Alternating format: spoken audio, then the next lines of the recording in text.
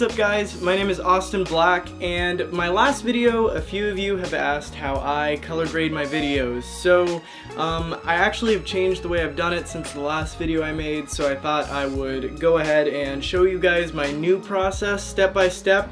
I've got a couple of test clips here from a day I went bowling with some friends and then flew the drone in downtown Dallas, and I just kind of want to walk you through what I would do to these clips. So okay, let's jump right in. This first clip is of me bowling. So yeah, pretty typical. It's an indoor thing. One thing I always do is I always have these scopes. I use the Vector Scope YUV and the RGB Parade. So this basically will give me my exposure and also my color temperature, and this will kind of give me a feel for my colors and saturation. So first thing we're going to do is let's drag an adjustment layer over these clips, and I'm going to just section that off for each clip. This will help it perform better in Adobe. So for this clip, we're just going to get right into it. I will search my effects for FilmConvert.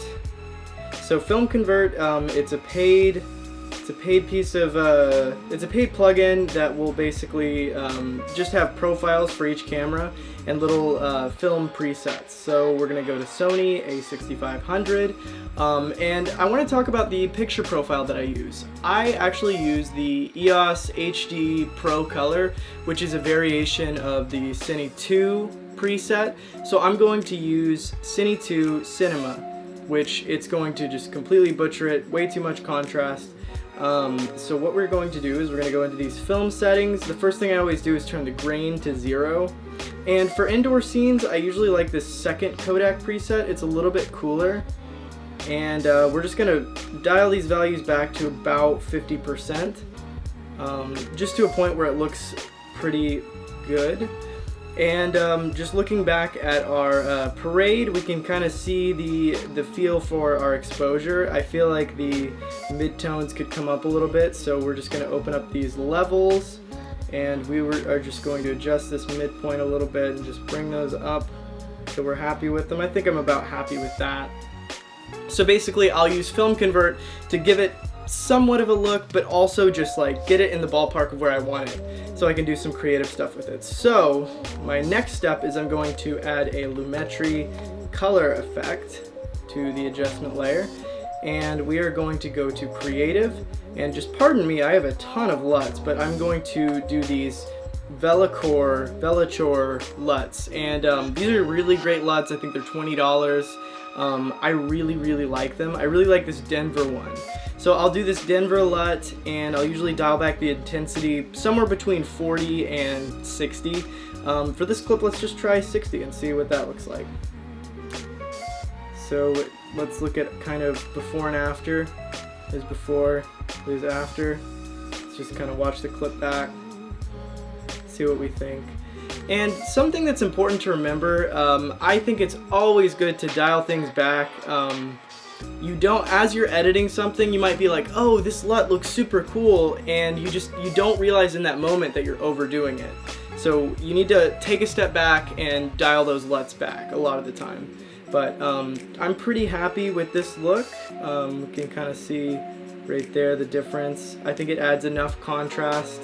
I like that Denver LUT, it raises the shadows just a little bit. Yeah, we can see over here in our scopes. So the parade, we've got a little bit, it's a very well exposed shot at this point, but we've got our highlights and our shadows kind of clipped, and I think that's what gives it kind of the cinematic film look a little bit.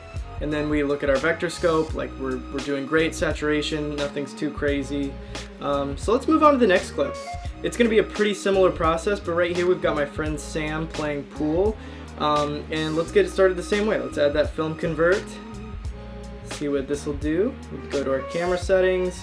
We're going to do Sony A6500, Cine 2, and it's just going to completely butcher it. And then we are going to change the Kodak, change the grain. We're going to dial these back.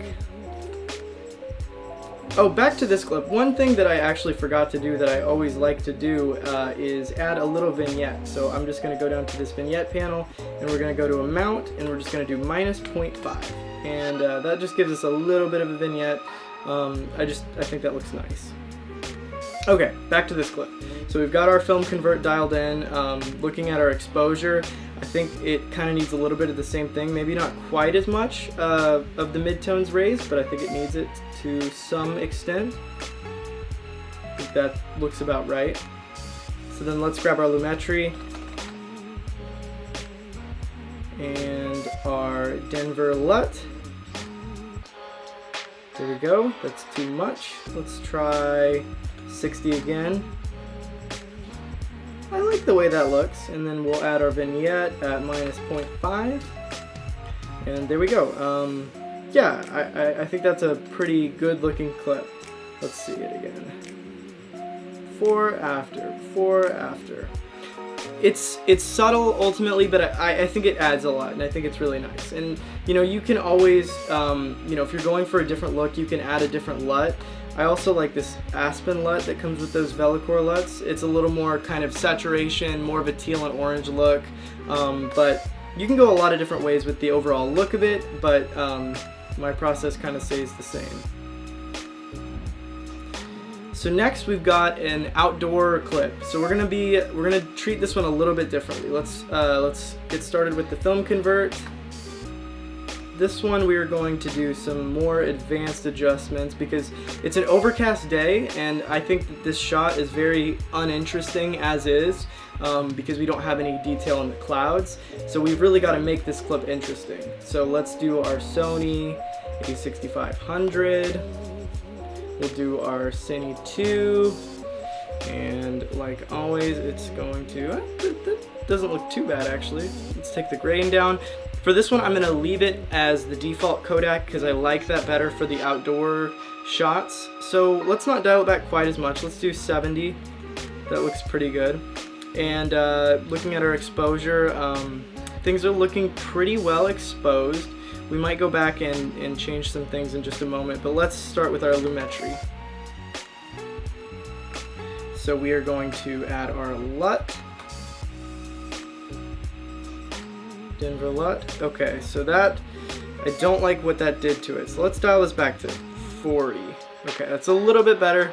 And what we're gonna do, I really want to highlight this red sign.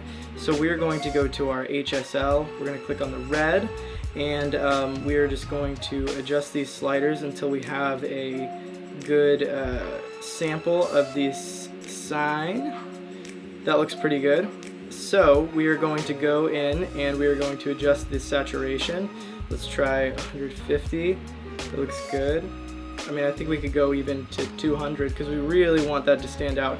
One thing you have to look at with this vector scope is you don't want this white area, you don't want that to go outside of this shape. So we're kind of right on the edge right now, and I might add, let's see, I might just tweak it around, see what I like. I kind of like the lower contrast look, so I might do -20. Might sharpen it a little bit. But overall, I think that this kind of, we can do more to it. Let me also add that vignette. I might do a little bit more of a vignette, so let's try -0.7. Okay, I like that look. So overall, you know, it's a really boring shot, but I think we made it a little bit more interesting. There's ultimately more that we could do with it, but that's kind of the basics of what I would do in my thought process.